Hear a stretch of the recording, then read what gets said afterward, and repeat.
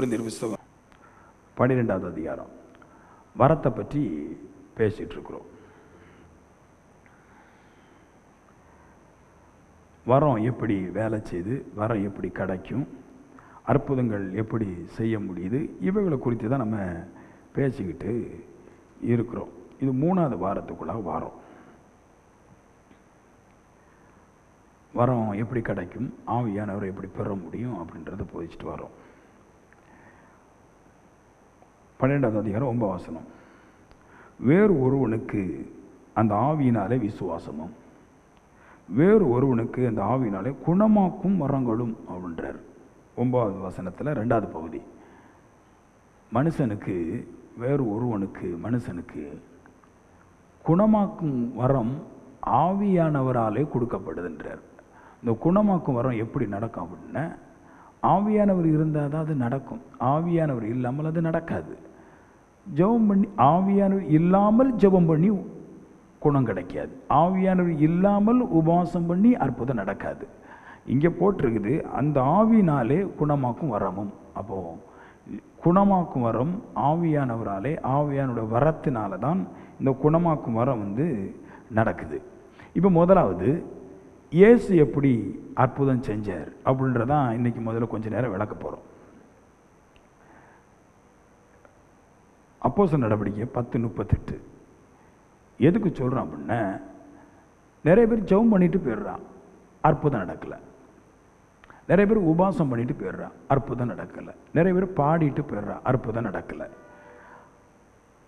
அவைகளுக்கு முன்னாடி நாம் வரம் உள்ளவர்களாய் இல்லைன்னு தேவடைய ஆவி உள்ளவர்களாக இருக்க வேண்டுங்கிற அந்த அஸ்திபாரம் இல்லாமல் இருக்கிறாங்க.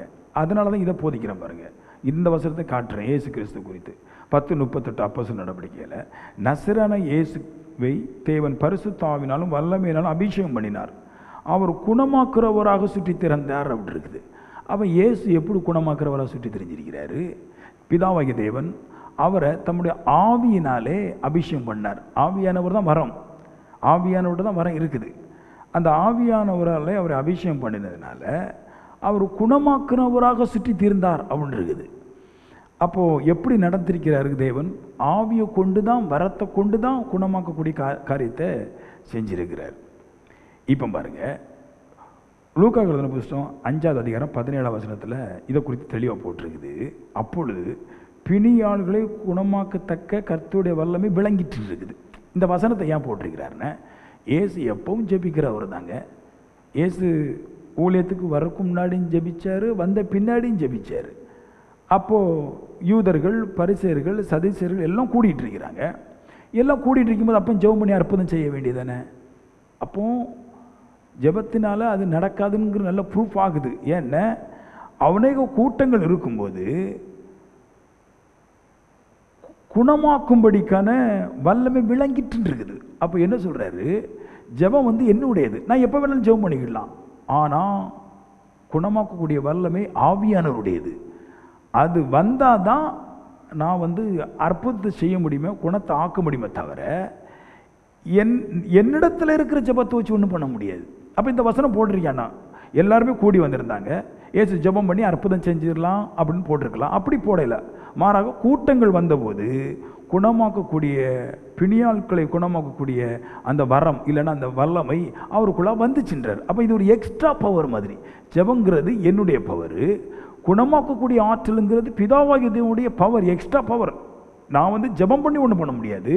அந்த வரம் கிறிஸ்துக்குள்ளாக வந்ததுனால பின்பு அவர் தீர்க்கதரிசனம் சொல்லியாவது ஜெபம் பண்ணியாவது அவர் அற்புதங்களையும் குணமாக்கக்கூடிய காரியங்களையும் செஞ்சு விடுறாரு. அப்போ நல்லா புரியுது. மத்தேயில, மார்க்கில், லூக்காலாம் எழுதியிருக்குது. அவர் பிசாசை பரிசுத்தாவினாலே துரத்தினார், பரிசுத்தாவினாலே வியாதிகளை குணமாக்கினார்னு அநேக இடத்துல இருக்குது. இயேசு கிறிஸ்துவை பற்றி நிறைய இடத்துல வாசிக்கலாம். இயேசு கிறிஸ்து ஆவியானவர்களை தான் அற்புதங்களெல்லாம் செஞ்சார். சரி, அப்போ உங்களுக்கு தெரியுது, இப்போ நம்ம இது சொல்லும்போது தெரியுது, நம்ம ஜெபம் பண்ணி ஒன்றும் பண்ணிட முடியாது இல்லையா? இயேசு குறித்தே சொல்லிட்டேன். இயேசுக்கே வல்லமை விளங்கின பின்னாடி தான் அற்புதம் செய்ய முடிஞ்சிச்சு. அப்போ நம்மளுக்குள்ளாகவும் ஆவியானவர் என்னும் வல்லமை நம்மளுக்குள்ளாக விளங்கும் போது தான், அது நம்மளுக்குள்ளாக ஊடுருவி வரும்போது தான், தேவன் நம்மளை ஆவியினால் அபிஷேகம் பண்ணும்போது தான் நாம் அற்புதம் செய்கிறவனாய், அதிசயம் செய்கிறவனாய் மாற முடியும்ன்றார். நிறைய பேர் கத்தி கத்தி ஜெபம் பண்ணுறான், போ பிசாசே போ பிசாசே. ஒன்றும் நடக்காது. முக்கியமான பொருள் வேணும், முக்கியமான வல்லமை வேணும், ஆவியான நம்மளுக்குள்ளாக வேணும் அப்படின்ட்டு. சரி, அப்போ நான் சொன்னேன், தெய்வம் இயேசு கிறிஸ்து பரிசுத்த ஆவியினால் தான் குணமாக்கினார்னு. இந்த பரிசுத்த ஆவி எப்படி பெற்றுக்கொண்டார்? நல்லா கேட்கணும், நீங்கள் கேட்கணும்.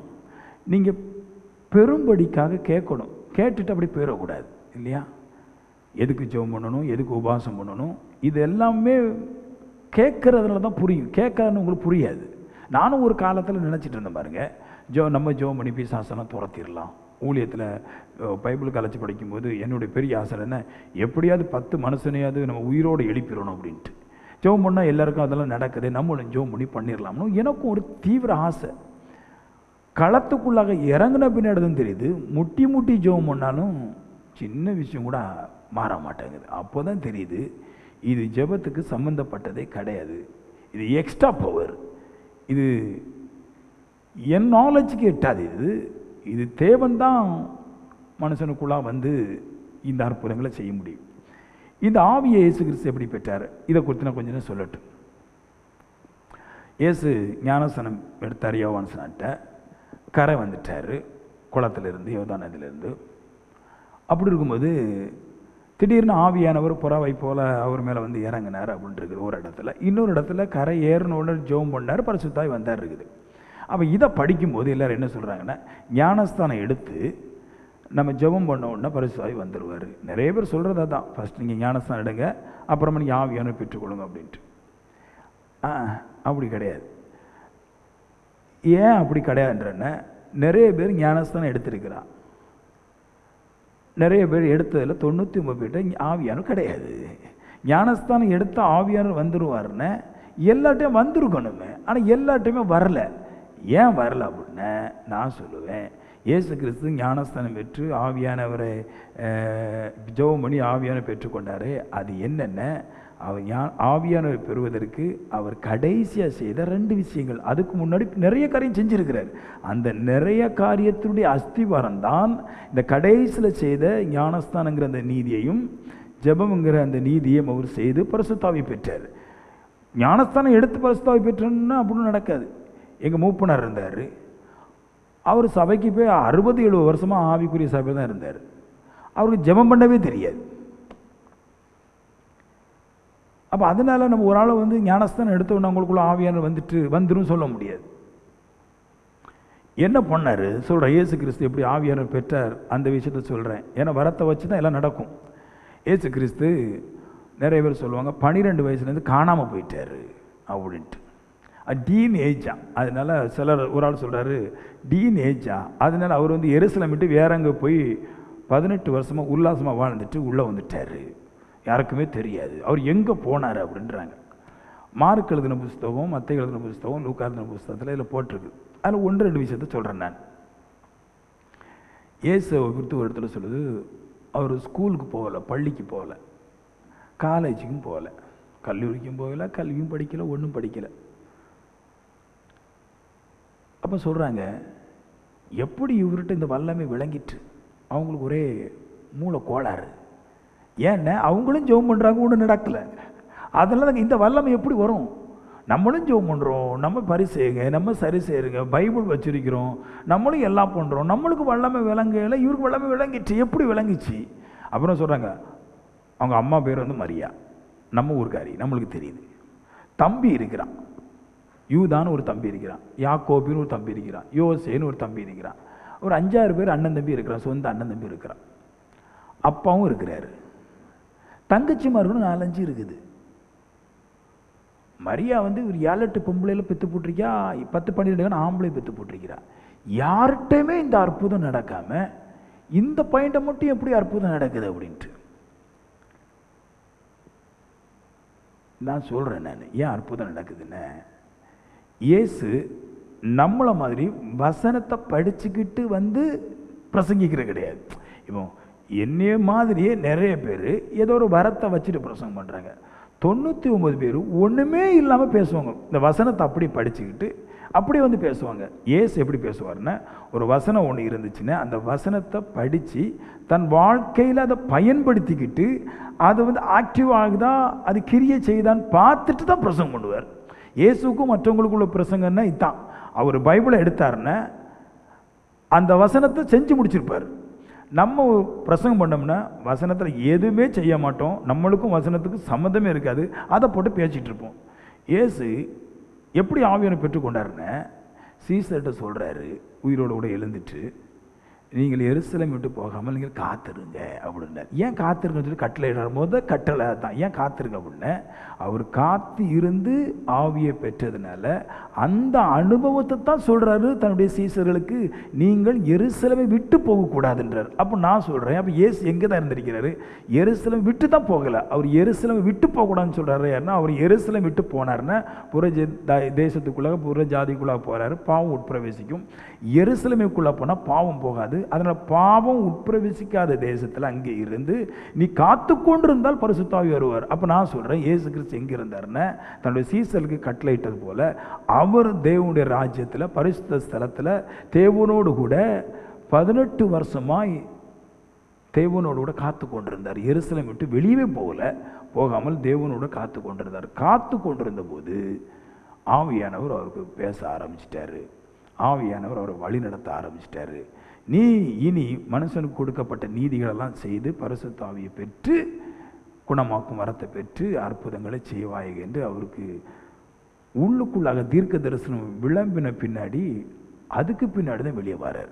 நான் சொல்கிறேன், ஒருவன் ஆவியானவரை பெற வேண்டும், தான் ஒரு அற்புத விதமான குணத்தை செய்ய வேண்டும் அப்படின்னு விரும்பினா அவன் எருசலேமை விட்டு போக மாட்டான். அப்படி சொல்கிறேன், ஒருவன் பரிசுத்த சமூகத்தை விட்டு அவன் ஒரு காலமும் வெளியே போகக்கூடாது.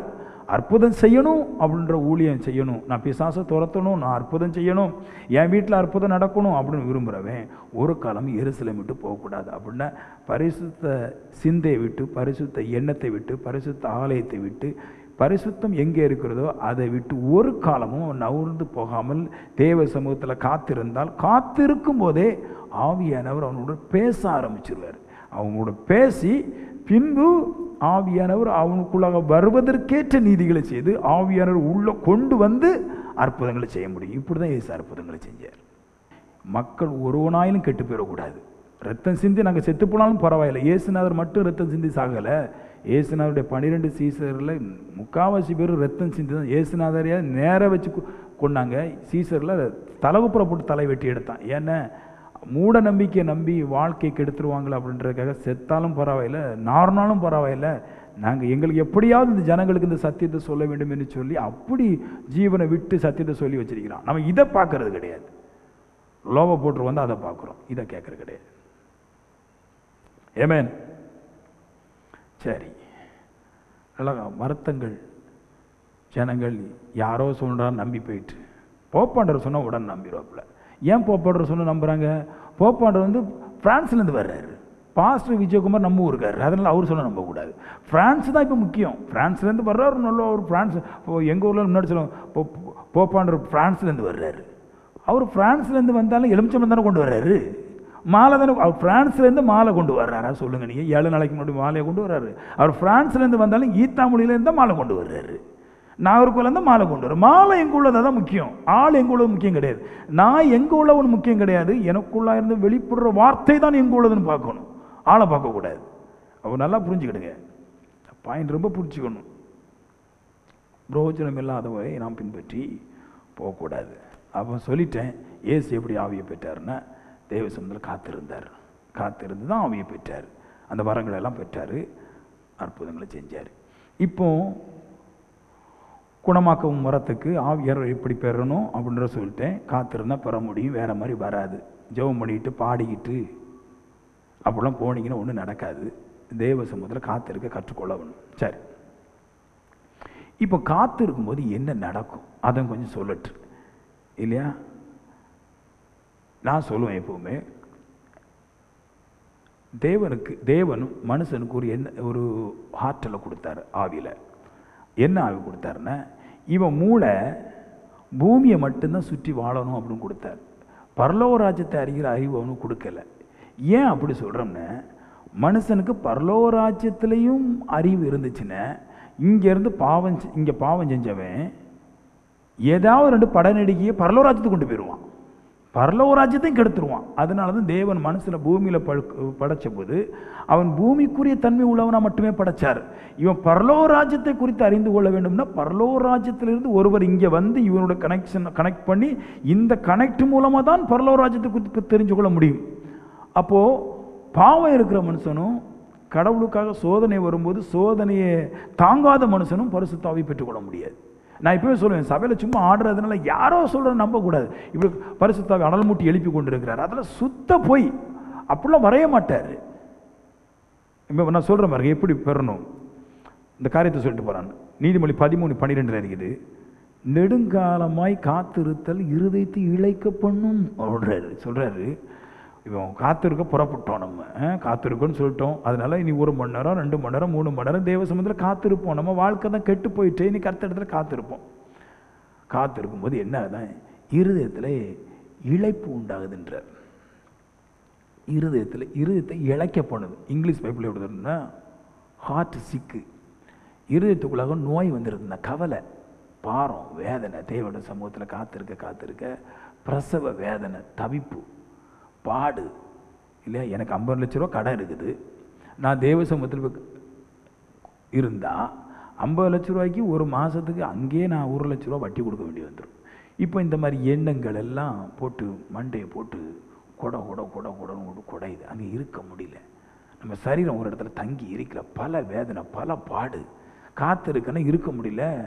நெடுநாளாக காத்திருக்கோம், இருதயத்தில் என்ன உண்டாது, ஒரு ஒரு ஒரு இழைக்க பண்ணிட்டு சோர்ந்து போயிட்டு, சே என்னத்தை காத்திருந்து என்னத்தை நம்ம கிடைக்க போகுது அப்படின்னு ஒரு எண்ணம் இருதயத்துக்குள்ளாக வரும் பாருங்க காத்திருக்கும் போது இல்லையா. உங்களில் சில பேருக்கு சேரில் இருந்தாலே 2 மணி நேரமாக சேர்லேயே இருக்கும், கொஞ்ச நேரம் கீழே இருப்போம், ஒரு இருதயத்தில் ஒரு சோறு வந்துடுது இல்லையா. யாக்கோபில் சொல்கிறாரு, யாக்கோபு 5:8, சகோதரரே நீடிய பொறுமையோடு கூட இருந்து இருதயத்தை ஸ்திரப்படுத்துங்கள். என்ன நீடிய பொறுமையோடு தேவ சமூகத்தில் இருந்து இருதயத்தை பலப்படுத்துங்கன்றார். கர்த்தர் என்ன காத்திருக்க சொல்றாரு. என் இருதயம் சோர்ந்து போகக்கூடாது. தேவ சமூகத்தில் இருக்கும்போது 2 நாள் ஆச்சு, இன்னும் ஒரு புல்லு பூச்சி கூட உருவாகலை, இன்னும் அற்புதம் நடக்கலை, 1 வாரம் ஆச்சு இன்னும் அற்புதம் நடக்கலை, சபைக்கு போய் ஒரு 5 நாள் ஆச்சு, 5 வாரம் ஆச்சு, 1 வருஷம் ஆச்சு, இன்னும் ஒன்றுமே நடக்கலை அப்படின்னு இருதயத்துக்குள்ளாக காத்திருக்கும்போது கண்ட பலகீனமான காரியத்தெல்லாம் போட்டு நீங்கள் சோர்ந்து போகாமல் கர்த்தர் வாக்கு உரைச்சிருக்கிறாரு, மெய்யாகவே அவர் எனக்கு நிறைவேற்றி முடிப்பார்னு உங்கள் இருதயம் சோர்ந்து போகக்கூடாதபடிக்கு உங்கள் இருதயத்தை ஸ்திரப்படுத்துங்கன்றார், பலப்படுத்துங்கன்றார். நான் கர்த்தருடைய சமூகத்தில் இருப்பேன், நான் சாவுற காலம் மட்டும் கர்த்தருடைய சமூகத்தில் தான் இருப்பேன். நான் எத்தனை பிரச்சனை வந்தாலும் எவ்வளோ சலிப்பு வந்தாலும் நான் தேவ சமூகத்தை விட்டு போக மாட்டேன். நான் இங்கே தான் இருப்போம்னு, பரிசுத்த ஸ்தலத்தில் தான் இருப்பேன் அப்படின்னு அப்படியே ஒரு நெஞ்சை கட்டி பிடிச்சி அப்படியே அந்த இருதயம் சோர்ந்து போகிற வேலையெல்லாம் இருதயத்தை நானே பலப்படுத்தி நானே தெய்வ சமூகத்தில் இருக்கணுன்றார். உங்களுக்கு நான் இதை பற்றி ஏன் போதிக்கிறோம்னா, நிறைய ஊழியக்காரங்க வீட்டிலே இருக்க மாட்டான். விசுவாசிகள் குறித்து ஒரே கவலை, நம்ம விசுவாசி வேற சபைக்கு போயிட்டு அந்த அக்கா அங்கே போயிட்டு இந்த அக்கா இங்கே போயிட்டு. நான் அப்படிலாம் பண்ண மாட்டேன். எந்த அக்கா எங்கே போனாலும் இங்கே வரணும், இங்கே கொண்டு வருவேன் நான். ஏன்னா இங்கே வந்தால் தான் வெளிச்சம், நான் வெளிச்சத்தில் இருக்கிறேன், நான் வெளிச்சம் என்னில் பிரகாசிக்கும், நான் தேவ சமூகத்திலே காத்திருக்கிறேன். நான் எனக்கு மனசு முக்கியமே கிடையாது. நான் சலிக்க என் இருதயம் சோர்ந்து போக எனக்கு பிரச்சனைகளை அதிகரிக்க என் இருதயத்தை பலப்படுத்தி தேவனுக்கு முன்னாடி கம்பீரமாக வாழ்நாள் முழுவதும் நான் அதிலே இருப்பேன், பரிசுத்த ஸ்தலத்தில் இருப்பேன். நான் எதுக்கு மேலே நம்பிக்கை வைக்காம அங்கே இருப்போம். இருதயத்தை பலப்படுத்தி நான் காத்து கொண்டே இருக்கிறேன் இல்லையா. அப்படி காத்து கொண்டு இருக்கும்போது சொல்றாரு, விரும்பினது வரும்போது, நீ ஏதோ ஒன்று விரும்பி தான் தேவ சமூகத்தில் காத்திருக்கிற, நீ விரும்பினது ஆவியானவர், அவர் வரும்போது ஜீவ விருட்சத்தை போல இருக்கும்ன்றார். அதாவது எந்த காலத்திலும் பட்டு போகாத மரத்தை போல நல்ல கனிகளை தருகிற ஆவியானவர் உங்களுக்குள்ளாக வருவார்ன்றார். அவர் வருவார். நான் சொல்வேன், நீங்கள் காத்திருந்தால் தான் நீங்கள் பெற முடியும். எல்லாரும் போல நான் ஈஸியாக பிரசவம் பண்ண முடியும். ஜெபம் பண்ணுங்க, ஜெபம் பண்ணுங்க. அந்த சபைக்குள்ளே ஒரு மாதிரி துடிதுடிப்பு, இந்த பரபரப்பு, இந்த இந்த இந்த கணவன் மனைவி வீட்டுக்குள்ளே சண்டை போடும்போது என்ன துடிதுடிப்பெல்லாம் துடிதுடிப்பாங்களோ அதே இதெல்லாம் வந்து சபையெல்லாம் துடிதுடிப்பு. அப்படி ஒரு துடிதுடிப்பு, அப்படி ஒரு ஓட்டம், இப்படி ஒரு ஓட்டம், அங்கே ஓடுவாப்புல இங்கே ஓடுவாப்புல. ஆவியார் வந்துட்டு ஆவியார் மறுபடியும் அவங்கள பார்த்ததே சாப்பாடு வழி இருக்காது, ஒன்றும் மாற்றம் இருக்காது. நான் பெருசாக அவங்கள போட்டு குளுக்க மாட்டேன். அண்ணாவியார் வந்துட்டார், இன்னொரு ஆவியார் வந்துட்டார், அங்கே ஓடிட்டார் ஆவியார். ஆவியார் இந்த தள்ளிட்டு போயிட்டார். ஆவியார் அதெல்லாம் தள்ளுவார், நல்லா தள்ளுவார், எனக்கு தெரியும். ஆவியார்னு என் மச்சினம் பாருங்க, சொன்ன ஒன்று உங்களெல்லாம் போட்டு குழப்பி விட்டு ஓடுறதுக்கு. அக்கா எங்கள் ஆவியான ஒன்று கடவுளுங்க. அது அது உங்களை நல்லா பார்த்து, உங்களை யோசித்து, உங்களை நல்லா அறிந்து, இந்த மனுஷன் தேவனோடு இருப்பானா, தேவனுக்காக சோதனை சகிப்பானா, நல்ல மனுஷன் தானா, இதெல்லாம் பார்த்து சோதித்து அறிந்த பின்னாடி தான் அவர் உள்ளே வர்றார். அதுக்கு தான் சொல்கிறாரு, நீங்கள் காத்துருங்க, எருசலேம்லேயே காத்துருங்க, இங்கே ஓடிடாதீங்கன்றார். நீங்கள் நல்ல தேவ சமூகத்தில் இருங்க, இருத்தை பலப்படுத்துங்க. அப்புறமா வரும்போது ஜீவ விருட்சத்தை போல இருக்கும் அப்படி இருக்கிறார். ரோமர் 8:18 பாருங்கள், உங்களை தேற்றுவதற்காக இந்த காரியத்தை சொல்கிறார். இக்காலத்து பாடுகள் இனி நம்மிடத்தில் வெளிப்படும் மகிமைக்கு ஒப்பிடத்தக்கவைகள் அல்ல என்று எண்ணுகிறேன். பவுல் சொல்கிறாரு, இப்போ நிறைய பாடுகள் இருக்கு, நம்ம தேவனுக்காக காத்திருக்கிறோம். அவர் காத்திருந்ததெல்லாம் நிறைய இருக்குது, அதெல்லாம் சொல்லலை. இப்போ தேவனுக்காக காத்திருக்கிறோம் இல்லையா? நிறைய பிரச்சனை, பாடோடு கூட காத்திருக்கிறோம். வறுமை, போராட்டம் நிறையா இருக்குது எனக்கு, ஆனால் காத்திருக்கிறேன். சொல்கிறாரு, இக்காலத்தில் நடக்கிற பாடுகள் இனி வெளிப்பட போகிற மகிமைக்கு ஒப்பிடத்தக்கவைகள் அல்ல. இனி ஒரு நாளைக்கு பரிசுத்தாவின் பூமியில் வருவார். வரும்போது அவர் வந்த பின்னாடி, அப்போ நடக்கிற மகிமைக்கு முன்னாடி இப்போ தேவனுக்காக நீங்கள் கஷ்டப்பட்டு தேவ சமூகத்தில் காத்திருக்கீங்களே, இதெல்லாம் ஒரு ஒன்றுமே கிடையாதுன்றார்.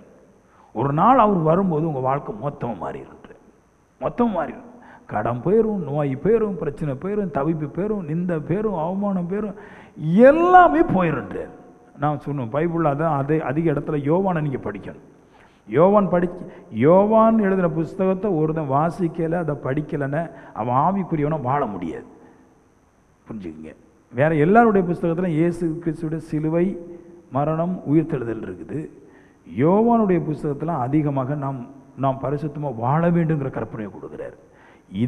இதை படிச்சுக்கிட்டா, இந்த யோவானுக்குள்ளே ஒருத்தன் நின்றுட்டாலே அவன் வந்து தன்னை தேவனுக்கு அர்ப்பணித்து தேவனுக்கு வாழ ஆரம்பிச்சிருவான். என்ன பாடு வரட்டுனேன், என்ன வரட்டுனேன், நான் இங்கே தான் இருப்பேன், நான் பரிசுத்த ஸ்தலத்தில் தான் இருக்கணும். எது பரிசுத்தன்னு அறிந்து கொண்டு தேவ சமூகத்திலே காத்திருக்கணும்.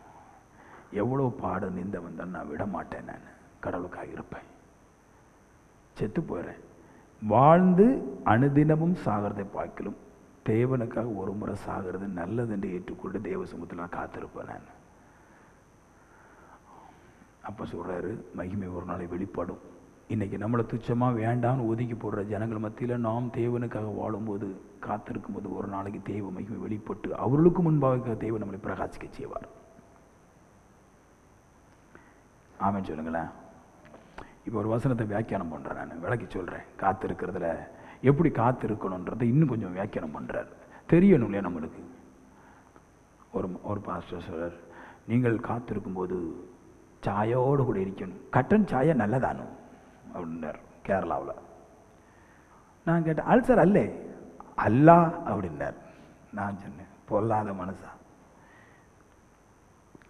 நான் சொல்கிறேன், நீங்கள் உபாசம் தேவ சமுதிரம் காத்திருக்கும்போது நீங்கள் சாப்பிடுங்க, சாப்பிடாமல் போங்க, பிரச்சனையே கிடையாது. அதெல்லாம் சும்மா சொல்கிறாங்க, சாப்பிடாமல் இருக்கணும், அதெல்லாம் கவலைப்படாது, சாப்பிடாம போ. உன் சோதனை மத்தியில் எந்திரிச்சு போகாமல் இருந்தால் சரி.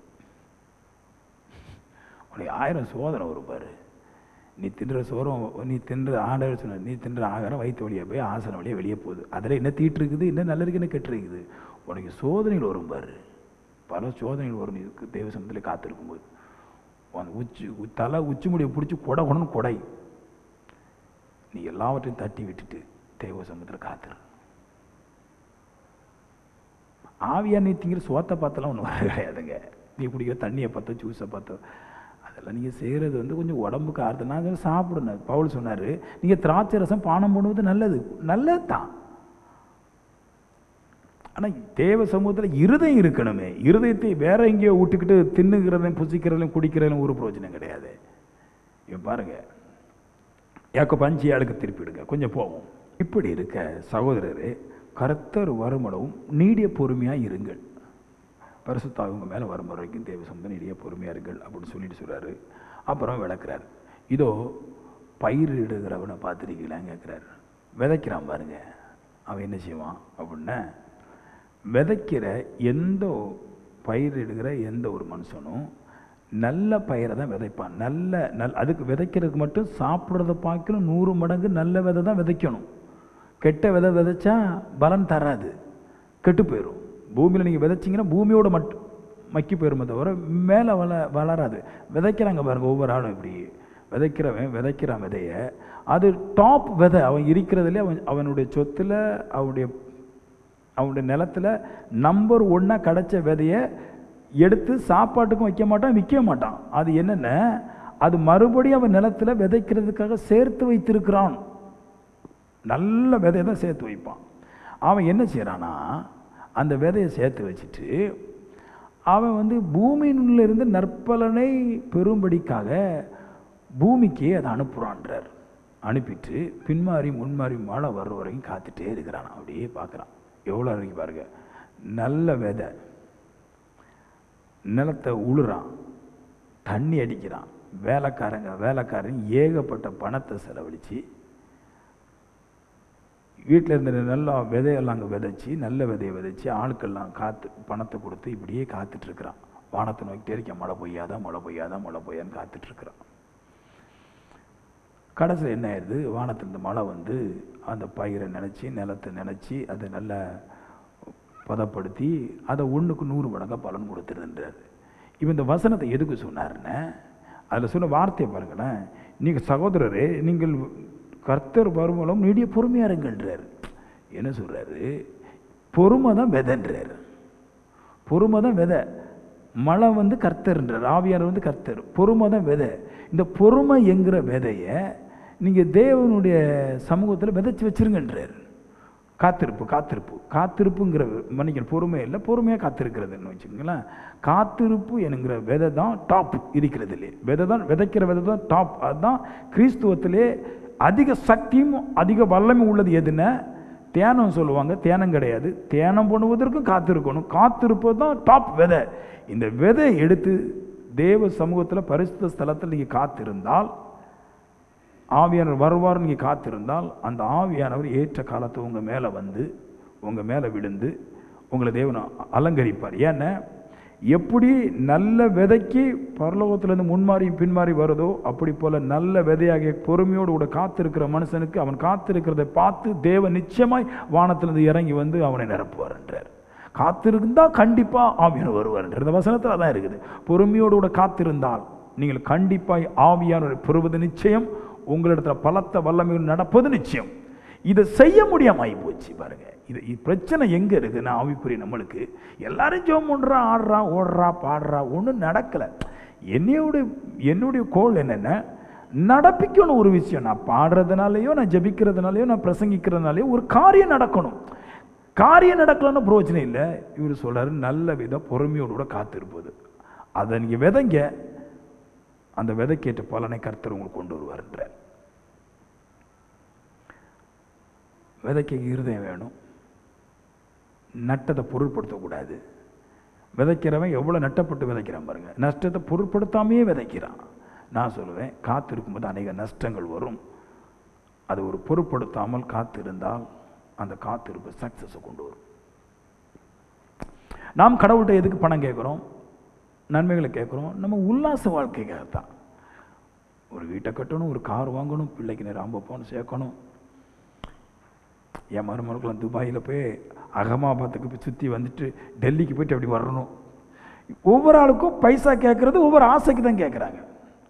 ஆண்டவர் என்ன சொல்கிறாருன்னா, நீ கேட்குற காசை தந்துடுறேன், ஆனால் ஆசை என்னை பற்றி இருக்கணுன்றார். ஆண்டவர் சொன்னார் பாருங்க, ஒரு 40 சத்தியம் சொல்லிட்டு போகிறேன். பாவம் வர்றதுக்கு முன்னாடி ஆதாமும் ஏவாளும் கர்த்தரை பற்றி இருந்தாங்க. பாவம் வந்த பின்னாடி கர்த்தர் சொன்னார், நீ உன் புருஷனை பற்றி இருப்பாய், புருஷன் உன்னை பற்றி இருப்பான். அப்போ நான் சொல்கிறேன், கர்த்தர் எதை விரும்புகிறாருன்னு, பாவம் இல்லாமல் கர்த்தரை ஒருத்தன் பற்றி இருக்க வேண்டும். அவனுக்கு தேவன் எல்லாவற்றையும் கொடுத்துட்றாரு. பாவம் இல்லாமல் தேவ சமூகத்தில் இருக்கணும். உனக்கு நான் வேற எது தந்தாலும், நீ தேவ சமூகத்தில் இல்லாத ஒரு மனுஷனுக்கு, தேவ சமூகத்தில் காத்து இருக்காத ஒரு மனுஷனுக்கு எது தந்தாலும், கணவன் மனைவி சண்டை போடுவீங்க, மரம் சேர்த்து வச்சிருப்பீங்க. அப்புறமா உங்கள் பிள்ளைங்கள் அந்த காசுக்கு சண்டை போடும். அம்மா செத்த உடனே வீடு எனக்கு, நிலம் உனக்கு, இந்த மரம் சண்டை போடுவா. அந்த தாலி எனக்கு, அப்பா சேனு ஆம்பளைக்கு, அம்மா தாலி பொம்பளைக்கு, இதான் சண்டை போடுவீங்களே தவிர முக்கியமான பொருளை விட்டுறீங்க. கர்த்தர் என்ன சொல்ல, எல்லாம் தர்றேன் நான், எல்லாமே உங்களுக்கு வச்சிடுறேன் நான். ஆனால் கணவனும் மனைவியும் மாற பற்றி கொண்டிருக்காமல் கர்த்தரை பற்றி கொண்டிருக்கின்றார். ஆதியிலேயே காத்திருப்பு தான் இருந்துச்சு. இப்போ பாவம் வந்த பின்னாடி பணம் வரும் பாருங்க. ஒரு பெரிய கடை வச்சிருக்கிறோம், எல்லாம் அன்னைக்கு ஒரு 5 லட்ச ரூபா வந்துட்டு, இன்னும் கப்பல் போட்டெலாம் வச்சிருக்கிறோம். கணவன் மனைவி காலையில் ஒரே சண்டை போடுவாப்புல. அவங்க பைசா அப்படி கொடுக்கணும், இப்படி கொடுக்கணும். 11 மணி எல்லாம் தூங்கிட்டாங்களே, வெள்ள கணவன் மணி சொல்லுவாப்புல, நம்மளுக்கு நீ 5 லட்ச ரூபா கிடச்சிருக்குது. மனைவி டக்கு சொல்லும், ஒரு 10 பவுன் வாங்கிக்கிற வேண்டியதான்.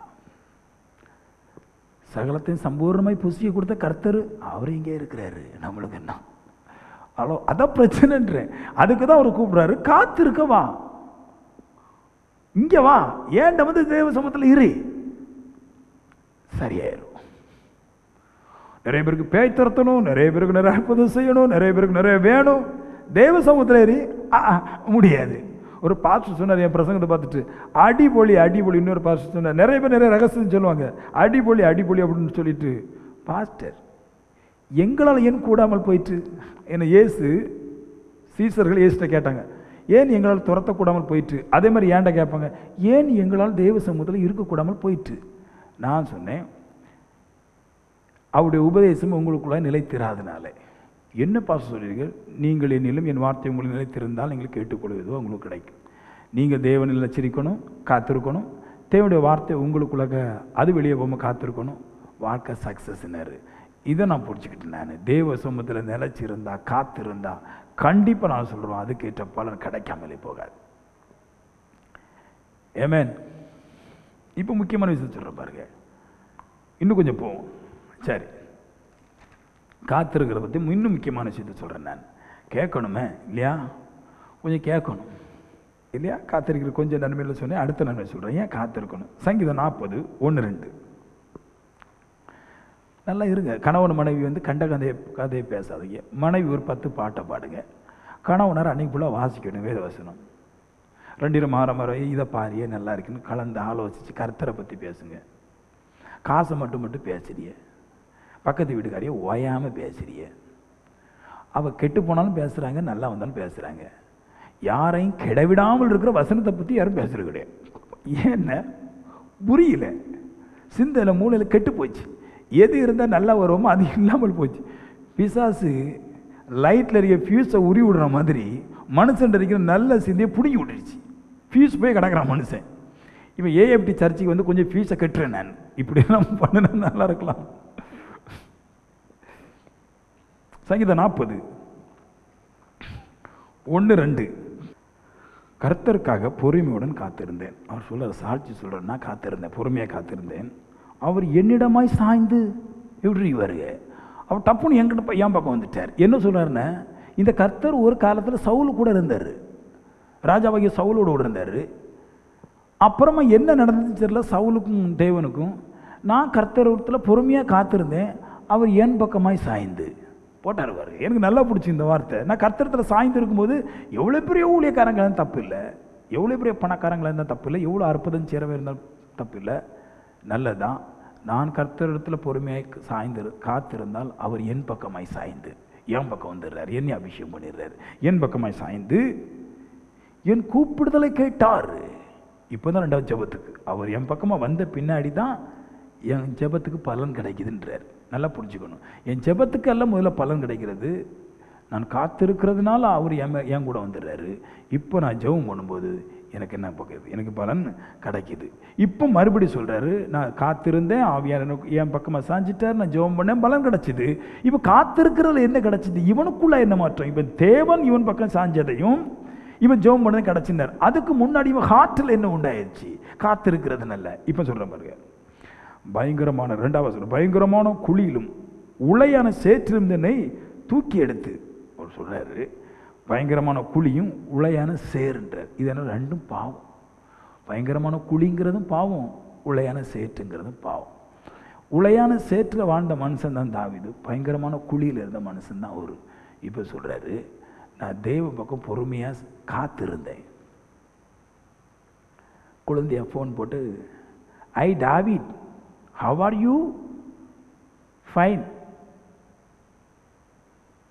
நாங்கள் படம் பார்க்க போகிறோம், வரியா? சமரியா ஸ்திரீ நடித்த படம். நோ, நான் வரல சொன்னான். நம்மளை கூப்பிடும்போது என்ன பண்ணுவோம்? போயிடுவோம். பயங்கரமான குழி கூப்பிடுது, பயங்கரமான சகதி கூப்பிடுது வெளியே இருந்து, வா வா வா, டூர் போகலாம் வா, ஹைதராபாத்துக்கு பழைய நண்பரோட போகலாம் வா,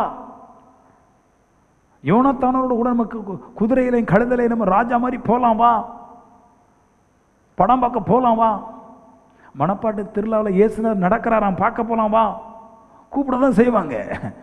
இவர் சொல்கிறாரு, பயங்கரமான குழியும் உளையான சேரும், பயங்கரமான குழி என்னை குண்டுகளை தள்ளுறதுக்கும் என்னை சேத்துல போட்டு புரட்டி எடுத்து என்னை அடையாளம் இல்லாதபடி ஆக்கும்படிக்காக என்னை பிசாசு வெளியிருந்து கூப்பிட்டுச்சு. என் கணவனோட கூப்பிடுறாரு, மைனி கூப்பிடுறாரு, ஒய்ஃபு கூப்பிடுச்சு, மகன் வரைக்கும் சில நேரம் கூப்பிடுறான், அம்மா வாங்கம்மா நம்ம வந்து பொழிக்கரைக்கு போயிட்டு வரோம் பெரியம்மா வீட்டுக்கு கூப்பிட தான் செய்தான்.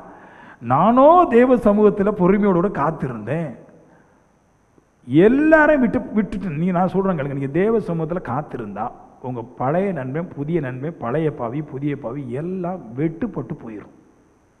அதான் காத்திருப்ப ஸ்பிரிட்டு. நீ இருந்த சில பேர் சொல்கிறாங்க பாருங்க, 6 மணி ஆகணும்னா நன்மை குடிக்க கூப்பிடும்போது விரையில் அடிக்கிட்டு போயிடுறேன், நான் விரைக்குது 6 மணிக்கு விரையுது, நடுங்குறான். நான் சொல்கிறேன், நீ தேவ சமூகத்தில் பொறுமையாக காத்திருந்தா ஒன்னே கண்டு பிசாசு நடுவும். எங்கள் அம்மா 7:30 மணின்னு வந்தோன்னே எப்படியாவது அந்த மந்திரம் பார்க்குற அம்மாட்ட கூட்டு போயிடுறாரு. நான் பல நாள் சொல்லிட்டேன் எங்கள் அம்மாட்ட, வேண்டாம் இது நல்லா இல்லை, பாஸ்டர் நீ பார்த்து திட்டுறாருன்னு நீ கேட்க மாட்டேன்னு சொல்கிறேன். அவர் நான் இங்கே வந்து பார்க்குறாரு. அந்த அக்கா சொல்லிச்சான், அவர் அங்கே வரமாட்டார், இங்கே இருந்து அங்கே நடக்கிற பார்க்குறாரு, விடு என்ன உணவு வந்து தான் ஆகணும், நீ என் கூட வான்னு எப்படியாவது மகளை இழுத்துட்டு போயிடுது. இப்படி பாவம் பல மாதிரி இழுக்கும். வாங்க நீ இவர் சொல்றாரு, சகதி கூப்பிட தான் செய்யும். சில பேருக்கு பிராண்டி கூப்பிடு வெளியேறிட்டு, வாட்கா புதுசாக வந்திருக்குது மெசேஜ் அனுப்பிடுவான் நம்ம காத்திருக்கும் போது, வாட்கா மச்சான் பழைய ஃப்ரெண்டு அமெரிக்காவிலேருந்து வந்திருக்கிறான் ஃப்ரீ, இப்போ காத்திருக்கவா கோட்டரை காக்க போவா வந்துடும். இவர் சொல்றாரு, சகுதியும் சேரும் குழியும் அவனை தூக்கி வீச நினைக்கும் போது, நான் ஆண்டவர் சொன்னார், நீ அரங்கூட்டுக்குள்ளே போய் டோரை ஓப்பன் பண்ணாமல் மூடிக்கிட்டு உள்ளே இருந்துரு, நீ லாக்கை போட்டுட்டு ஒரு தடவை உள்ளே விடாத, ஹார்ட்டுக்கும் ஒரு தடவை விடாத. நான் சொல்கிறேன், ஏசுநாதர் இருக்கும்போது கதவுக்கு லாக்கு போட சொல்கிறாரு, ஏசுனுடைய ஊழியக்காரன் சொல்கிறேன் மொபைலுக்கு லாக்கு போட்டுக்கிட்டு தெய்வ சமுத்திரம் காத்திருந்துரு, எல்லா பாவம் போகிற வரைக்கும் பொறுமையோடு கூட காத்திருந்துரு, ஏசு கிறிஸ்துவும் கூட சாயிற வரைக்கும். நான் சொல்லுவேன், எல்லா பேயும் பிசாசும் ஒன்றை விட்டு போகும்போது ஏசு கிறிஸ்து உன் பக்கம் சாஞ்சிருவார், தேவன் உண்மையோடு சாஞ்சிரும். இந்த பிசாசுகள் போகணும் பாருங்க. காலேஜில் படிக்கும்போது பல மார்க்கத்திலேருந்து நண்பர்கள், சைனாக்காரன் இருக்கிறான், ஆப்பிரிக்காரன் இருக்கிறான், மதங்களை இந்து முஸ்லீம் கிறிஸ்டின் ஜின்னு பன் எல்லாம் இருக்கிறான், எல்லாம் கூப்பிடுறான், வாங்க ஜாலியாக போவோம், நீ வராமல் இருக்காத, நீ வந்தால் தான் நல்லா இருக்கும். நான் சொல்கிறேன், தெய்வம் வந்தால் தான் நல்லா இருக்கும், வேற யார் வந்தால் நல்லா இருக்காது. எல்லாம் பாவி, இவர் ஒருவர் பரிசுத்தர். நீ காத்திருக்கும் போது உனக்கு நடக்கிற அற்புத விதமான சம்பவம் என்ன, உன் பாவங்களெல்லாம் ஒன்றை விட்டு நிவர்த்தி ஆகிறது, கம்முன்னு போயிடாது. கொஞ்ச நாளைக்கு எந்திக்கலாமா போகலாமான்னு இருக்கும். கொஞ்ச நாள் பழக தெய்வ சமூகத்தில் இருக்க ஆரம்பிச்சிருவேன். அதுதான் உனக்கு இனிமையாக இருக்கும், டேஸ்டாக இருக்கும். கொஞ்ச நாளைக்கு கூப்பிட்டு பார்ப்பான், அப்புறம் கூப்பிட மாட்டான், பிசாசு விட்டுட்டு போயிடும். தேவன் உன்னுடைய இருப்பை பார்த்து உள்ளே வந்துடுறாரு. இப்போ கேட்குறேன், ஆண்டவரே கொஞ்சம் நல்ல வாழ்க்கை நடக்கட்டும், கொஞ்சம் நாள் நானும் என் பிள்ளைகள் நல்லா இருக்கணும், நான் என் பிள்ளைகளுக்கெல்லாம் நான்லாம் வந்து 10 பவுன் 20 பவுன்லாம் கேட்க கிடையாது. ஒரு 500 பவுனோ சேர்த்துடணும். பிள்ளைக்கு திருமணம் கட்டி கொடுக்கும்போது ஒரு 500 பவுன் போடணும். உண்மை நான் அப்படி தான் கடவுள்கிட்ட கேட்குறது.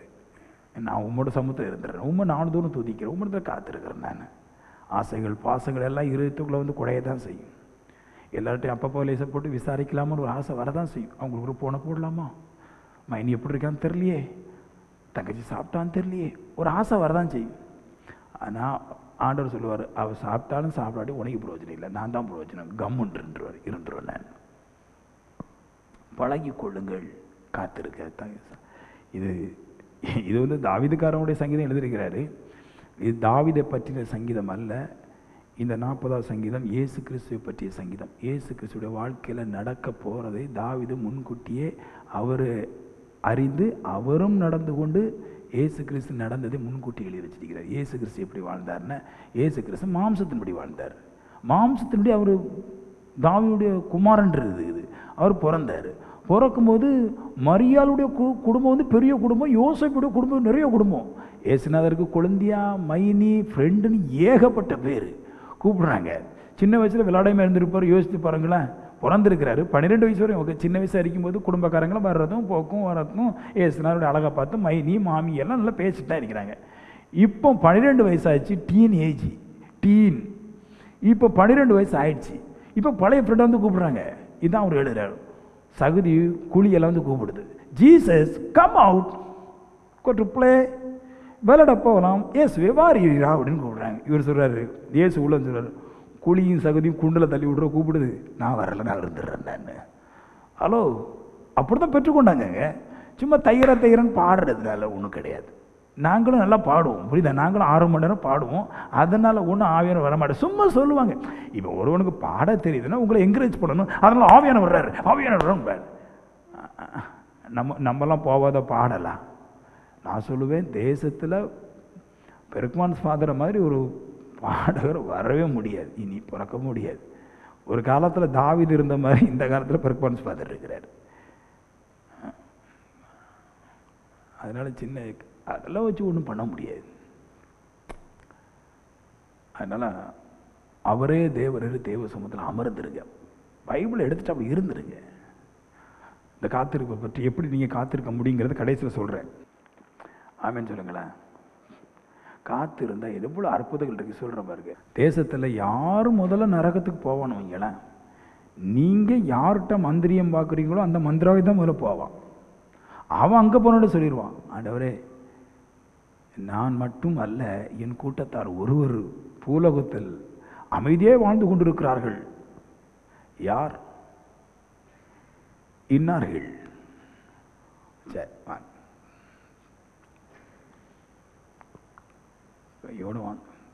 நான் என்னார்கள்? விக்கிர ஆராதனைக்காரர்கள் அனைவரும் மந்திரவாதிக்கிட்டு போவார்கள். எல்லாரும் போவா. நீங்கள் நினைக்காண்டாம், நம்ம போனது எப்படி பாஸ்டர் தெரியும்? எல்லாரும் போவார். பைபிள் சொல்லுது, அவங்க வேலையே அத்தான். ஆமேன்னு சொல்லுங்களேன். எல்லாரும் போவா. அவங்க டீச்சர்னாலும் பைபிள் புரியாதுங்க. எங்கள் கலெக்டருக்கே புரியாதுன்ற நான், போப்பாண்டருக்கும் புரியாது. போப்பாண்டருக்கு புரியலன்னு சொல்லி தான் அந்த பரிசேர சதீசன் சொல்கிறோமே, அவங்க தான் போப்பாண்டருக்கு வர்றாங்க. அடுத்து அவங்களுக்கு பைபிள் புரியாது. பைபிள் ஈஸியாக புரியாது, அங்கே தான் போவோம்ல. நான் சொல்கிறேன், பைபிள் புரிகிற இடத்துல வந்து உங்களுக்கு புரிய பண்ணுறோம். நாங்கள் பிடிச்சிக்கிடுங்க, வாழ்க்கை மாறிடும். இன்னும் கொஞ்சம் போவோம். சரி, இப்போ பாருங்க, காத்திருந்து எப்படிப்பட்ட அற்புதத்தெல்லாம் பெற்றாங்க. பைபிள் இன்ட்ரெஸ்டாக இல்லைங்க. அது நினச்ச மனுஷனுக்கு கொஞ்சம் கஷ்டமாக இருக்குது. பைபிள் இன்ட்ரெஸ்ட் இல்லை. உலகத்திலே அற்புத விதமான ஒரு புஸ்தகம், எல்லா சுவைகளும் நிறைந்தது இது. எந்த பழத்திலையும் கிடையாது, எந்த கிழங்குலையும் கிடையாது, எந்த சாப்பாட்டிலையும் கிடையாது. அற்புத விதமான சுவை உள்ளது. இதில் அழுவதற்கு எதுவாக இருக்குது, சிரிக்கிறதுக்கு எதுவாக இருக்குது, பாவத்தை ருசிப்பதற்கு எதுவாக இருக்குது, பரிசுத்தத்தை அனுபவிப்பதற்கு எதுவாக, எல்லா சுவையும் நிறைந்து இருக்குது இந்த புஸ்தகம். ஆனால் இதை படிக்க மாட்டேன்றான் மனுஷன். நான் கர்த்தருக்கு எப்பவும் நன்றி சொல்லுவேன், உனக்கு ஸ்தோத்திரம். கலியுமானுக்கும் ஞானகனுக்கும் மறைத்து பாலகனாய் எண்ணிய எனக்கு வெளிப்படுத்தினீரே ஏ சொல்கிறார். எனக்கு வெளிப்படுத்தின உமக்கு ஸ்தோத்திரம் ஆண்டவரே. படித்தவனுக்கெல்லாம் இது புரிய மாட்டேங்குது, படிக்காத எனக்கு புரிய பண்ணிடுறாரு. பாலகனுக்கு, குழந்தைக்கு, எனக்கு ஒன்றுமே இல்லாத எனக்கு புரிய பண்ணிடுறாரு, உமக்கு ஸ்தோத்திரன்றார். அவ்வளோ டேஸ்ட் உள்ளது. ஆமேன். காத்திரை பற்றி கொஞ்சம் பேசிட்டு யோவான் எழுதின புத்தகம் 5ஆம் அதிகாரம். இவைகளுக்கு பின்பு யூதருடைய பண்டிகை ஒன்று வந்தது. அப்பொழுது இயேசு எருசலேமுக்கு போனார். எபிரேய பாஷையில் பெதஸ்தா எனப்பட்ட ஒரு குளம் எருசலேமில் ஆட்டு வாசனரே இருக்கிறது. அதற்கு 5 மண்டபங்கள் உண்டு. அவைகளிலே குருடர், சப்பானிகள், சூமின உறுப்பின உடையவர்கள் முதலான வியாதிக்காரர்கள் அநேகர் படுத்திருந்து தண்ணீர் எப்பொழுது கலங்கும் என்று காத்து கொண்டிருப்பார்கள். ஒரு அற்புதத்தை சொல்கிறேன் பாருங்க. இது எனக்கு நீங்கள் படிக்கும்போது ஒரு வகையில் படிச்சிருப்பீங்க. 38 வருஷமாக ஒருத்தன் மூடமாட்டு பெதஸ்தா குளத்தில் இருக்கிறான். அங்கே ஒரு ஜிஸ்டம் இருக்குது. அந்த தண்ணி எப்போ கலங்குதோ, எப்போ தூதை வந்து கலக்கிறானோ அப்போ வந்து அங்கே அந்த குளத்தில் முதல்ல இறங்கணும், சுகமாயிடுவான். 38 வருஷம் மட்டும் நோய் இருந்த ஒரு மனுஷன் அங்கேயே காத்திருந்தானா தன்னுடைய வாழ்க்கையை மாற்றுவதற்கு. அந்த காத்திருந்தான்னு தான் போட்டிருக்கு, அந்த இடத்த சொல்கிறேன். எப்படி இருந்தான்னு தெரில பாருங்க. அந்த ஒரு மனுஷனை குறித்து பேசுது. நான் சொல்கிறேன், அந்த ஒரு மனுஷன் மட்டும் இல்லை, அந்த பெதஸ்தா குளத்தில் காத்திருந்த எல்லாருமே கர்த்தருடைய அற்புதத்தை கண்டாங்க. எல்லாருமே சுகமாக்கப்பட்டாங்க. யார் ஒரு மனுஷன் அதிகமாய் காத்திருந்தானோ அவன் கர்த்தரையே கண்டான். கொஞ்சம் காத்திருந்தவன் கர்த்தருடைய தூதனையும் அற்புதத்தையும் கண்டான். அதிகமாய் தெய்வ சமூகத்தில் காத்திருந்தவன் கர்த்தரையே கண்டான். அது அப்படி படிக்கணும். சூம்பின கைவிடவன், முடவன், கஷ்டப்பட்டவன் எல்லாரும் அங்கே இருந்தாங்க. அவர் சொல்கிறாரு, நான் ரொம்ப வருஷமாக இங்கே இருக்கிறேன். தூதன் வந்து தண்ணியை கலக்கும் போது யாராவது ஒருத்தன் முன்னாடி போய் அற்புதத்தை பெற்றுறான்றார். வருஷத்துக்கு ஒரு முறை தான் கலக்குவோனா கிடையாது, பல முறை குளம் கலங்குது. பல பேர் அங்கே அற்புதத்தை பார்த்துட்டே இருக்கேன். காத்திருக்கிறவனெல்லாம் அற்புதம் பெற்றுட்டு இருக்கிறான். இவரு காத்திருந்து காத்திருந்து காத்திருந்து இருதயத்தில் இழைப்பு உண்டாயிட்டு. இவனோ இருதயத்தை தேற்றி தேற்றி தேற்றி தேற்றி தேவ சமூகத்தில் பரிசுத்தில் காத்துட்டே இருக்கிறான். காத்திருக்கொண்டே இருக்கிறான். இவன் காத்திருக்கு பலன் இல்லை. எல்லாரோட முதல்ல வந்தான்னு நினைக்கிறேன். ஆனால் எல்லாரோடையும் கடைசியில் தான் அற்புதத்தை பெற்றான். முதல்ல கொஞ்சம் பேர் காத்திருந்தவங்க நன்மை கிடச்சிது, கொஞ்சம் பேர் காத்திருந்தாங்க கண்ணு சுகமாயிட்டு, கொஞ்சம் பேர் காத்திருந்தாங்க வாய் சுகமாயிட்டு, கொஞ்சம் பேர் காத்திருந்தாங்க வறுமை நீங்கிட்டு, சாபம் போயிட்டு. ரொம்ப வருஷமாக இந்த வருஷம் காத்திருக்கிறோம், ஒன்றும் நடக்கவே இல்லை. கடைசியில் இவன் மட்டும்தான் அற்புத விதமான ஒரு புதுமையை கண்டான். அற்புதத்துக்கு அற்புதம். எல்லாரும் தேவனுடைய அற்புதத்தையும் தேவனுடைய அதிசயத்தையும் தேவனுடைய தூதனையும் தண்ணி கலங்குவதையும் பார்த்தாங்க. இவன் காத்திருப்பு அதிகமாக இருந்ததுனால கர்த்தரே கண்டான். காத்திருந்த போது கர்த்தர் அவனை தேடி வந்து, நீ சுகமாக விரும்புகிறேன்னு அவனை பார்த்து கர்த்தர் கேட்குறாரு. ஆண்டவர் சொல்வார், இவன் அநேக வருஷமாக இந்த வியாதியில் இங்கே கிடக்கிறான்னு இயேசு கண்டுன்றது. அப்படின்னா இவன் தான் ரொம்ப வருஷமாக இங்கே வந்து வியாதியில் காத்துட்டே இருக்கிறான். கடைசியில் கர்த்தர் சொல்கிறார், நான் தான் இந்த அற்புதத்தெல்லாம் செய்கிற ஆவியை வச்சிருக்கிறோம், நான் தான். என்னை விசுவாசிக்கிறியா? ஆமையா, சுகமாயிட்டு போகும். அப்போ நான் சொல்லுவேன், யார் ஒரு மனுஷனாக இருக்கட்டுங்க, தேவ சமூகத்தில் காத்திருக்கிறவன் பாவத்தை விட்டு தேவனை தன் பக்கம் சாய்த்து எல்லா அற்புதத்தையும் செய்கிறவனாயும் எல்லா அற்புதத்தையும் காண்கிறவனாயும் மாறி போயிடுறான். ஆமேன்னு சொல்லுங்களேன்.